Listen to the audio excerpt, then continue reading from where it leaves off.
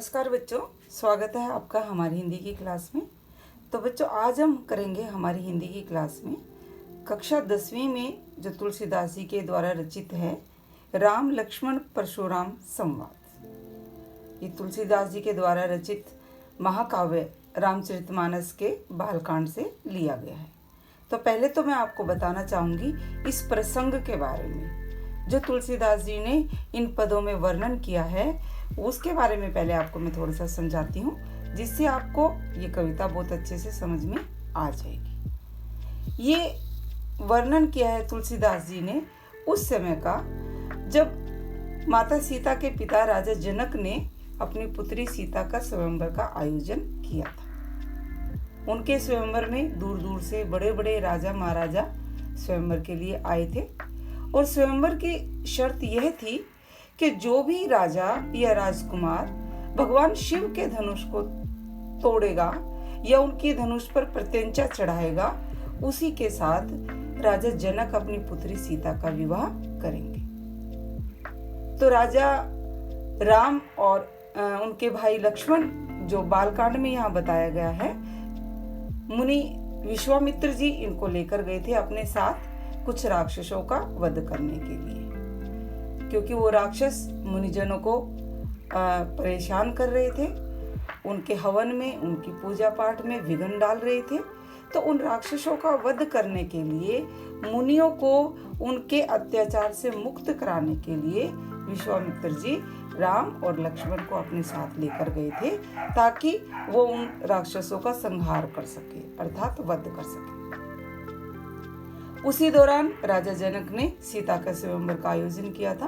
तो विश्वामित्र जी भी राम और लक्ष्मण को लेकर स्वयंवर के लिए गए थे। तो वहां पर जो शर्त थी शिव धनुष को तोड़ने की, तो वहां जब भगवान राम शिव धनुष को तोड़ते हैं और जब शिव धनुष टूटता है, उसकी जो टंकार है वो दूर दूर तक जाती है, जिससे सभी को पता लग जाता है कि शिव धनुष टूट गया। और परशुराम जी भगवान शिव के अनन्य भक्त थे। जैसे ही उनको पता लगा कि शिव धनुष टूट गया है, उनका क्रोध बढ़ गया एकदम। उन्हें बहुत क्रोध आया कि ये किसने शिव धनुष को तोड़ दिया, और वो तुरंत वहां पर पहुंच जाते हैं बहुत अधिक क्रोध में। जब भगवान राम देखते हैं कि परशुराम जी बहुत क्रोधित हैं, उनका क्रोध बहुत अधिक है, तब उनके पूछने पर वो उनको जवाब देते हैं। तो शुरुआत हमारी होती है यहीं से। परशुराम जी सभा में आकर जब पूछते हैं कि इस शिव धनुष को किसने तोड़ा, उनके क्रोध को देखते हुए भगवान राम उनके प्रश्नों का उत्तर देते हैं, और यहीं से शुरू होती है हमारी कविता।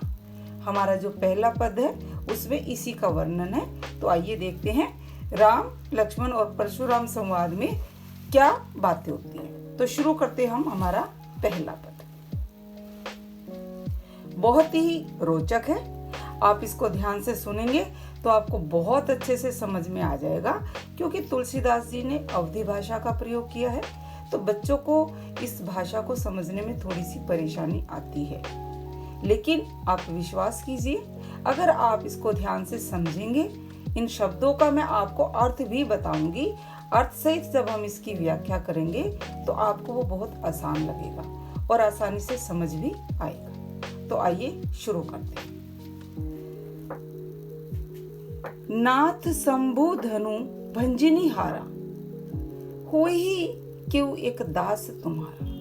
जब परशुराम जी आकर सभा में प्रश्न करते हैं कि इस शिव धनुष को किसने तोड़ा, तो भगवान राम उनको जवाब देते हैं, नाथ शंभु धनु, शंभु माने शिवजी, धनु माने धनुष, कि हे नाथ शिवजी के धनुष को तोड़ने वाला, भंजनी हारा माने तोड़ने वाला, होई क्यों एक दास तुम्हारा, कि कौन हो सकता है शिव धनुष को तोड़ने वाला, वो कोई आपका दास या सेवक ही होगा। अर्थात भगवान राम बहुत ही विनम्र लहजे में उनको कहते हैं कि हे प्रभु, भगवान शिव के धनुष को तोड़ने वाला कोई एक आपका सेवक ही हो सकता है। आयसु कहा कहिए किन मोही, आयसु, आयसु मैंने आज्ञा, आदेश। राम कहते हैं कि आयसु कहा, कहिए किन मोही, कि क्या आदेश है।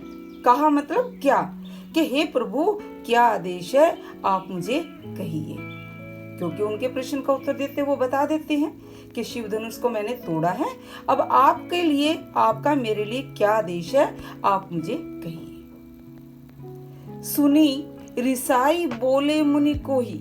अब जब राम के ये वचन सुने तो क्या कहते हैं, सुनी, इन वचनों को सुनकर रिसाई, रिसाई मतलब क्रोध में, बोले मुनि को ही।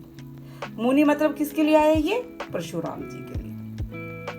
राम के इन वचनों को सुनकर परशुराम जी बहुत ही क्रोध में बोलते हैं। को ही मतलब बहुत क्रोध में आगे बोलते हैं। तो देखिए अब परशुराम जी क्या कहते हैं, सेवकु सो जो करे सेवकाई। कि सेवकु सो, सो मतलब वही, कि सेवक तो वो होता है जो करे सेवकाई, जो सेवा करे। अरि करनी करी, करिए लड़ाई। कि अरि करनी माने लड़कपन, कि जो इस तरह का लड़कपन, इस तरह की बालहट की बातें करता है, वो तो लड़ाई करने के काम कर रहा है। अर्थात कि अगर कोई तुम सेवक मानते हो अपने आप को, तो आप सेवा कीजिए, लेकिन इस तरह की लड़कपन की बातें करके शिव धनुष को तोड़कर तो तुम लड़ाई की काम कर रहे हो। अरि करनी करी, करिए लड़ाई। कि जो इस तरह का लड़कपन, शिव धनुष को तोड़ने की इस तरह की लड़कपन जो करता है, ना समझी का जो काम करता है, वो तो लड़ाई का काम कर रहा है। सुनो राम जेहि शिव धनु तोड़ा। अब परशुराम जी को बहुत क्रोध आ गया कि उनका, क्योंकि शिव धनुष टूटा है और उनको पता लग गया है, तो वो क्या कहते हैं, सुनो राम, के राम सुनो, जेहि जिसने शिव धनु तोड़ा, कि जिसने भी शिव के धनुष को तोड़ा है। सहस बाहु सम सो रिपु मेरा। कि सहस बाहु सम, सम माने समान। सहस बाहु एक राजा थे, 1000 भुजाओं वाले, सहस्त्र भुजाओं वाले एक राजा थे, जो परशुराम जी के बहुत कट्टर विद्रोही माने जाते हैं।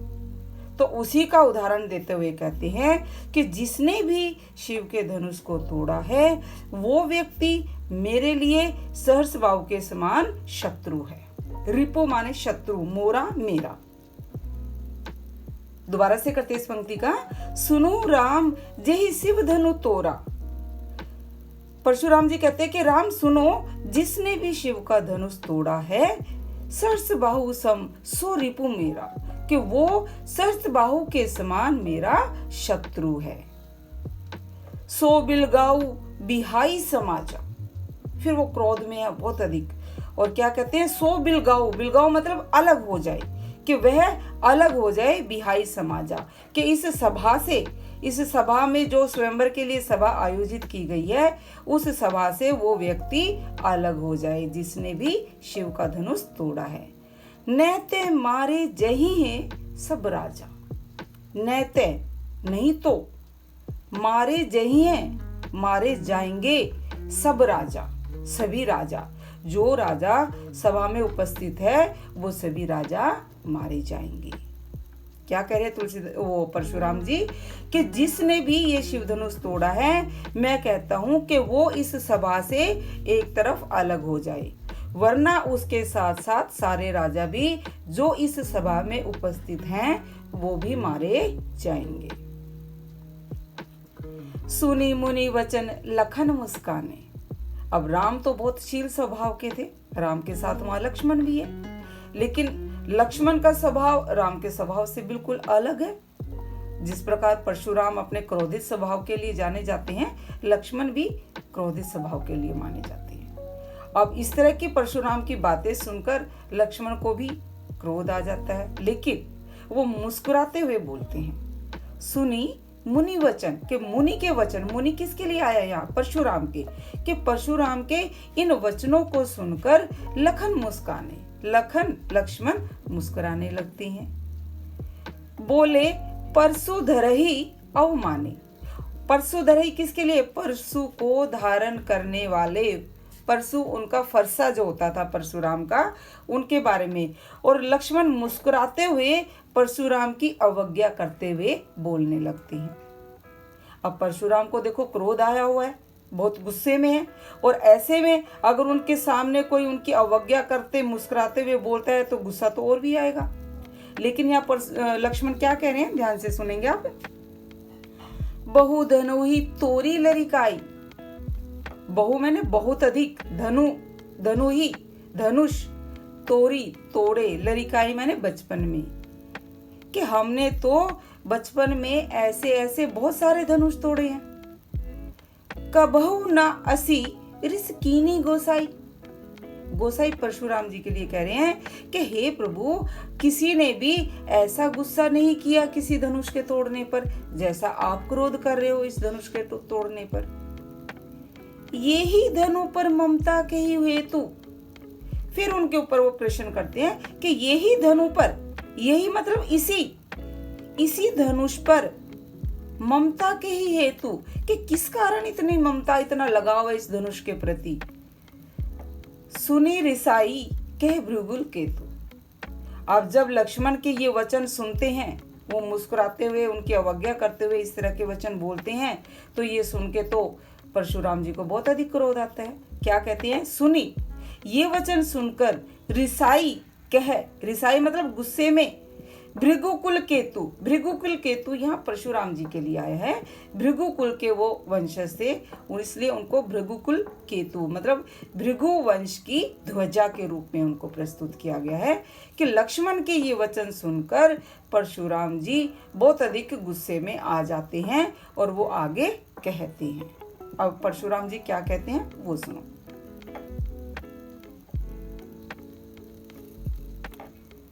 रे निरप बालक काल बस बोलत तो ही ना संभार, क्योंकि उनको बहुत गुस्सा आ गया, क्रोध आ गया वो लक्ष्मण के वचन सुनकर कि हे राजकुमार, निरप माने राजा, बालक मतलब बच्चा, कि हे राजकुमार, काल बस बोलत तो ही ना संभार, कि तू जो बातें बोल रहा है मेरे सामने, ये तू अपनी मृत्यु को बुला रहा है। काल बस, काल माने मृत्यु, कि तू अपनी मृत्यु के अधीन होकर इस तरह के वचन बोल रहा है।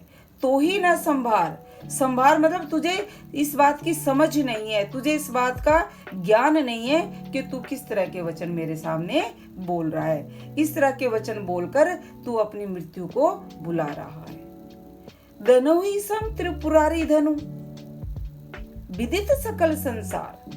अब वो धनुष के बारे में कहते हैं त्रिपुरारी धनु, त्रिपुरारी किसके लिए है, भगवान शिव के लिए, कि भगवान शिव का धनुष बाकी धनुषों के समान नहीं है, कोई साधारण धनुष नहीं है। विदित सकल संसार, और इनके इस धनुष के बारे में पूरा संसार जानता है कि शिव धनुष की महिमा अन्य धनुषों के समान नहीं है, वे एक बहुत ही महान और महत्वपूर्ण धनुष है। तो यहाँ पर ये हमारा पहला पद समाप्त होता है। इस पद में परशुराम जी का क्रोध बताया, किस प्रकार वो क्रोधित होते हैं, भगवान राम उनको जवाब देते हैं, और उस प्रकार लक्ष्मण के भी फिर संवाद शुरू होते हैं। तो आपको मैं पहले इसका बताना चाहूंगी, इसमें दोहा और चौपाई छंद का प्रयोग किया है, क्योंकि आप विशेष करोगे तब उसमें बताओगे ना कौन सा छंद है।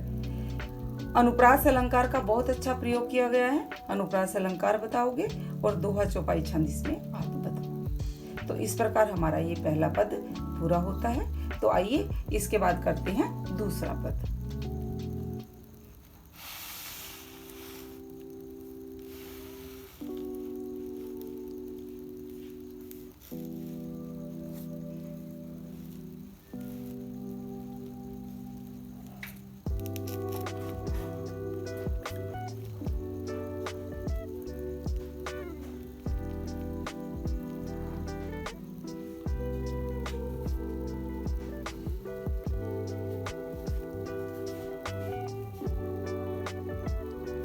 तो आइए करते हैं दूसरा पद। अभी पहले पद में हमने क्या पढ़ा था अब तक, कि जब लक्ष्मण उनके धनुष के बारे में कहते हैं कि ये हमने तो बचपन में ऐसे ऐसे बहुत सारे धनुष तोड़े थे, लेकिन किसी ने भी ऐसा क्रोध नहीं किया जैसा आप कर रहे हो। ऐसा इस धनुष में क्या है जो आप इसके प्रति इतना लगाव दिखा रहे हैं। तो उसके बाद पर क्रोधित हो जाते हैं, वो बताते हैं। आगे देखो लक्ष्मण क्या कहते हैं। लखन कहा हंसी हमरे जाना, सुनु देव सब धनुष समान। लक्ष्मण कहते हैं कि हमने तो अभी तक यही समझा है, यही जाना है कि सभी धनुष एक जैसे होते हैं। का छति लाभु जून धनु तोरे, देखा राम नयन के भोरे। फिर उस शिव धनुष के बारे में कहते हैं कि का छति, का मैंने क्या, क्षति मतलब क्षति नुकसान, लाभु लाभ, जून धनु तोड़े, जून मैंने पुराना, कि इस पुराने धनुष के तोड़ने से क्या नुकसान या क्या लाभ हो जाएगा। देखा राम नयन के भोरे, कि राम ने तो इस धनुष को, नयन माने नया, भोरे मतलब भ्रम भुलावे में, कि राम ने तो इस धनुष को नया धनुष समझ के देखा था। उनको इसके बारे में नहीं पता था कि ये धनुष इतना पुराना है। छुवत टूट रघुपति न दोसु, मुनि बिनु काज करिए कतरोसु। फिर क्या कह रहे लक्ष्मण के छुवत टूट, कि ये धनुष तो इतना पुराना था कि छूते ही टूट गया। रघुपति हूँ न दोसु, इसमें रघुपति का कोई दोष नहीं है। रघुपति यानी कि राम, कि इस राम ने तो इस धनुष को छुआ ही था और छूते ही ये धनुष टूट गया। इसमें भगवान राम का क्या दोष है? उनका तो कोई दोष नहीं है। मुनि बिनु काज करिए कतरोसी, मुनि किसके लिए आया है? परशुराम के लिए। हे मुनि, आप बिनु काज, बिना कारण, करिए कत, कत मैंने क्यों, बिना कारण क्यों क्रोध कर रहे हो। रोसु मैंने क्रोध। अब लक्ष्मण की ये बातें सुनकर परशुराम को और क्रोध आ गया। कहते हैं ना, अगर किसी को गुस्सा आ रहा है और उसके सामने आगे से कोई और व्यंग कर दे, कटाक्ष कर दे, तो वो उसके क्रोध को भड़का देता है। कहते हैं ना, आग में घी का काम करता है, वही बात हो गया। अब लक्ष्मण ने जब धनुष के बारे में ये बातें कही तो परशुराम जी का क्रोध और भी बढ़ गया। और वो क्या कहते हैं, बोले चितई परसु की ओरा। अब परशुराम जी बोलते हैं चितई, चितई माने देखते हुए, परसु की ओर, परसु माने फरसा, जो वो अपने साथ हमेशा फरसा रखते थे। उस गुस्से में आके परशुराम जी फरसे की ओर देखते हुए बोलते हैं, रेसठ सुने ही स्वभाव न मोरा, कि हे सठ माने मूर्ख, कि रे मूर्ख बालक, सुने ही स्वभाव न मोरा, क्या तूने मेरे स्वभाव के बारे में नहीं सुना? अर्थात क्या तू नहीं जानता कि मेरा स्वभाव कितना क्रोध वाला है और मेरा क्रोध कितना खतरनाक है, जो तू इस तरह की बातें कर रहा है। बालकू बोली बधो नहीं तो ही, केवल मुनि जड़ जाने ही मोई। क्या कहते हैं? बालकू बोली, बधो, बधो मतलब वध, नहीं तो ही, कि मैं तुम्हें बालक जानकर तुम्हारा वध नहीं कर रहा हूं। अर्थात अगर कोई और होता तो अब तक मैं उसका वध कर देता, मैं केवल तुम्हें एक बालक मानकर तुम्हारा वध नहीं कर रहा हूं। केवल मुनि जड़ जाने ही मोही, कि हे बालक, तुम मुझे क्या केवल एक साधारण सा साधु समझ रहे हो? क्या तुम मेरी शक्तियों के बारे में नहीं जानते कि मेरी शक्ति कितनी अपार है, कितना ज्यादा क्रोध मेरा है और कितनी शक्ति है? तो क्या तुम उसके बारे में मुझे नहीं जानते? फिर वो अपने बारे में बताते हैं, बाल ब्रह्मचारी अति कोही, विश्व विदित क्षत्रिय कुल द्रोही। क्या कहते हैं परशुराम जी, कि मैं एक बाल ब्रह्मचारी हूं, अति कोही और बहुत अधिक क्रोधी स्वभाव का हूं। कोही मतलब क्रोधी स्वभाव का हूं। विश्व विदित, विश्व माने विश्व, विदित माने जानता है, पूरा संसार मेरे बारे में जानता है कि मैं क्षत्रिय कुल द्रोही, कि मैं क्षत्रिय जो वंश के लोग होते हैं उनका विद्रोही हूँ। परशुराम जी क्षत्रिय वंश के बहुत कट्टर विरोधी थे। तो यहाँ पर उसी के बारे में वो परशुराम जी बता रहे हैं कि क्या तुम नहीं जानते मेरे बारे में, मैं एक बाल ब्रह्मचारी, बहुत ही अधिक क्रोधी स्वभाव का व्यक्ति हूँ और पूरा संसार जानता है कि मैं क्षत्रिय वंश का कट्टर विद्रोही हूँ। भुजबल भूमि भूप बिनु कीनी।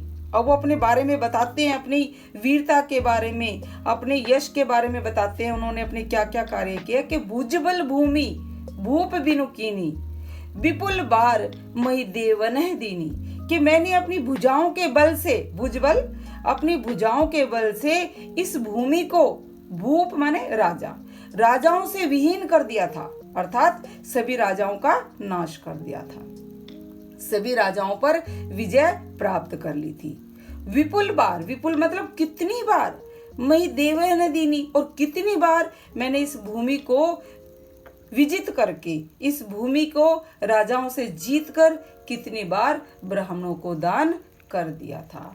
अर्थात यहाँ पर परशुराम जी बता रहे हैं अपनी शक्ति के बारे में कि उन्होंने अपनी भुजाओं के बल पर इस भूमि को पूरे राजाओं से विहीन कर दिया था। भूप बिनु कीनी मतलब राजाओं से विहीन कर दिया था, अर्थात सभी राजाओं का नाश कर दिया था। और कितनी बार उन्होंने इस पृथ्वी को राजाओं से जीतकर ब्राह्मणों को दान में दे दिया था।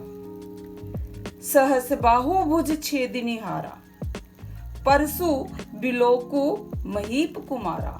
अब वो क्या बता रहे हैं, सहस्त्रबाहु के बारे में बता रहे हैं। सहस्त्रबाहु जो राजा था जिसके ये कट्टर शत्रु थे, उसके बारे में बताते हुए कहते हैं कि सहस्त्रबाहु की भुजाओं के, भुजाएं मतलब सहस्त्रबाहु राजा की 1000 भुजाएं थी, इतनी शक्ति थी उसमें।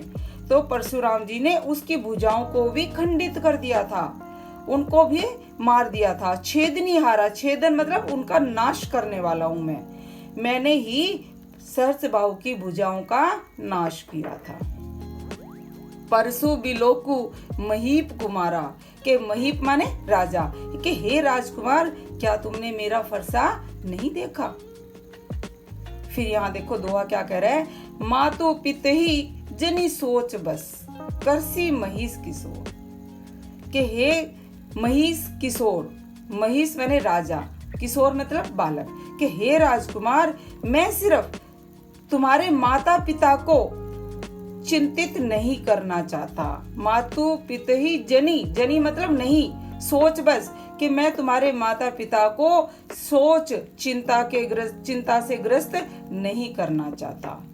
गर्भन के अर्भक दलन परसु मोर अति घोर, कि मेरे फरसे का तो इतना घना, इतना भयानक जो डर है कि इसके डर से तो गर्भ के जो बालक है वो भी मर जाती है, कि मेरे फरसे के डर से तो जो गर्भ में बालक होते हैं उनका भी नाश हो जाता है। मैं सिर्फ तुम्हारे माता पिता को तुम्हारी मृत्यु की चिंता से बचाना चाहता हूँ, इसलिए तुम्हें कुछ नहीं कह रहा हूँ। क्लियर हुआ ये दोहा? दोबारा से करते हैं। मातु पितहु जनी सोच बस करसी महिष किशोर, कि हे राजकुमार मैं तुम्हारे माता पिता को तुम्हारी मृत्यु की चिंता में नहीं डालना चाहता। गर्भन के अर्भक, गर्भ के अर्भक मतलब जो गर्भ के अंदर बालक होता है उसके बारे में कह रहे हैं कि मेरे फरसे का तो इतना डर है कि उसके डर से तो जो गर्भ के अंदर बालक होते हैं वो भी मर जाते हैं। तो तुम मुझे एक साधारण सा साधु समझ रहे हो, ये तुम्हारी बहुत बड़ी गलती है। तो यहाँ पर हमारा दूसरा पद पूरा हो जाता है। तो वही मैं आपको बताऊंगी, इस पद में भी हमारा अनुप्रास अलंकार है और अतिशोक्ति अलंकार है। परशुराम जी अपने उसके बारे में बता रहे, अपनी शक्ति के बारे में बता रहे, तो अतिशोक्ति अलंकार तो हो गई और दोहा चौपाई छंद है। तो यहाँ पर ये 2 पद हमारे पूरे हो जाते हैं। तो इसी तरह बेटा हम 2 पद करेंगे क्योंकि राम लक्ष्मण परशुराम संवाद के 6 पद हैं, तो हम 2-2 पद करके इनको पूरा करेंगे। तो आज हमने जो पहला भाग किया है राम लक्ष्मण परशुराम संवाद का, उसमें हमने 2 पदों की व्याख्या की है। पहले पद में तो हमने जिक्र किया है जब लक्ष्मण और राम और लक्ष्मण वो शिव धनुष के लिए जाते हैं, वहाँ शिव धनुष टूट जाता है, तो वहाँ पर परशुराम जब क्रोधित होकर आते हैं तो उसके सवालों का जवाब देते हैं। और दूसरे में लक्ष्मण की और परशुराम जी की बात हो रही है, परशुराम जी अपनी शक्ति के बारे में उनको बता रहे हैं। तो इस प्रकार हमारे ये 2 पद पूरे होते हैं। आशा करती हूँ आपको बहुत अच्छे से ये समझ में आ गए होंगे, क्योंकि इनको आप एक बार ध्यान से समझेंगे तो आपको बहुत अच्छे से आ जाएंगे। अगर आपको वीडियो पसंद आती है तो वीडियो को लाइक और कमेंट ज़रूर कीजिए और हमारे चैनल हमारी हिंदी को सब्सक्राइब कीजिए। धन्यवाद।